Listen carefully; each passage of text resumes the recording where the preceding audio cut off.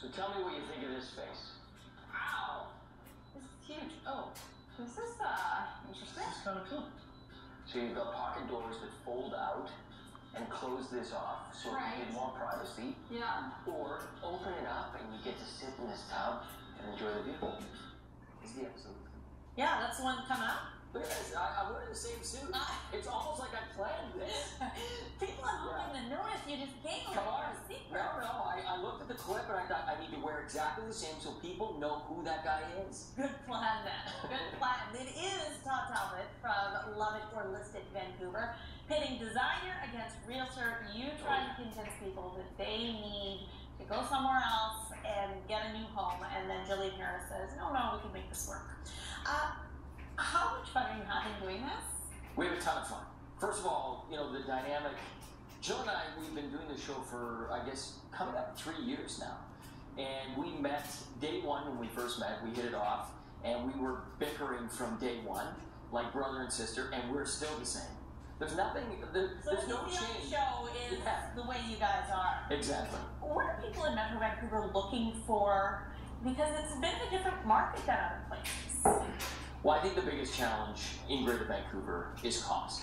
And so I don't think buyers are actually looking for anything different necessarily. They're looking for a home that works for their family and the lifestyle that they're leading.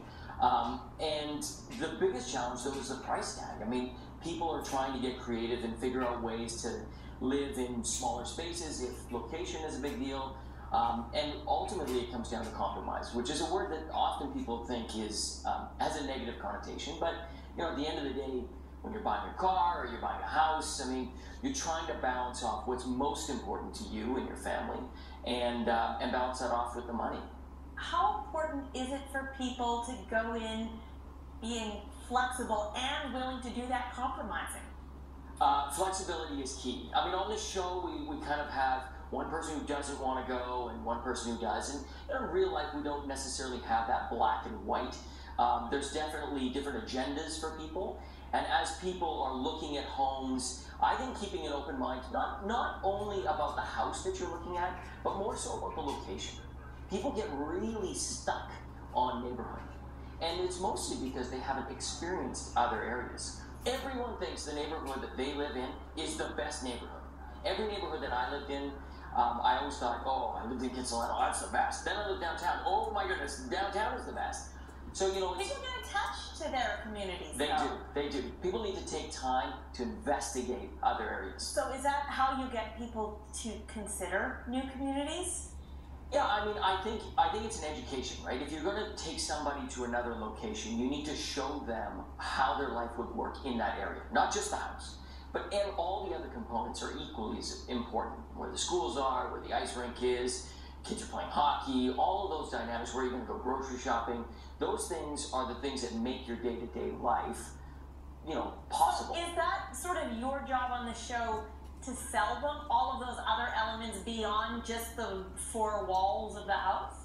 Yeah, I mean, on the show, we really focus on the house and how it functions for the family. And so oftentimes we don't really delve into the communities as much as I would like to. And the other factor is that, this show airs across Canada, the United States. Someone was messaging me from Slovenia the other day saying, we like your show, we watch it over here. So, we don't get into the nuances of Greater Vancouver, which when I walk into a coffee shop, everyone says, why don't you tell us where those houses are? And, it's obviously for privacy and the fact that, when people are watching it in Saskatchewan, they might not care. Slovenia, they don't really care. They don't really care. The different communities. Yeah. Have you ever dealt with people and you're like, how the heck am I going to make this happen? There is no way that I can convince them to move, or there's no way that they're going to be happy with anything. I think people's expectations and their lists when they start the process, whether it's on the show or off the show, are always disconnected from reality. It's true. I mean, it happens for me too. It happens for everybody. I mean, any big purchase like that, whether it's a house or a car or something like that, what you want and what you can afford, for most of us, there is a gap between the two. And it's a matter of trying to find a way to bring those close enough so that you do fall in love with that home. And, that's ultimately the process, and oftentimes it just takes time. Do you and Julian keep count who's winning? Not really. We just started a new season, which airs 10 p.m. on W Network every Monday night. And I think we're into 2 episodes. Yeah. And I think we're tied 1-1. Okay. So at this point, So it's the second episode. as soon as Julian starts taking the lead, I answer, no, we don't keep track at all. Okay. I have no idea. It's easy. Good to know. Good luck to you. Todd Talbot is the co-host of Love It or Listed on Vancouver. In Vancouver, you can follow him on Twitter and check out his website, toddtalbot.ca. If you want to apply for the show because you're already taking applications for the next season, you can go to bigcoatproductions.com/beontv. You can watch the show on the W Network as well. Maybe you should do a Love It or Listed Lillooet. Oh,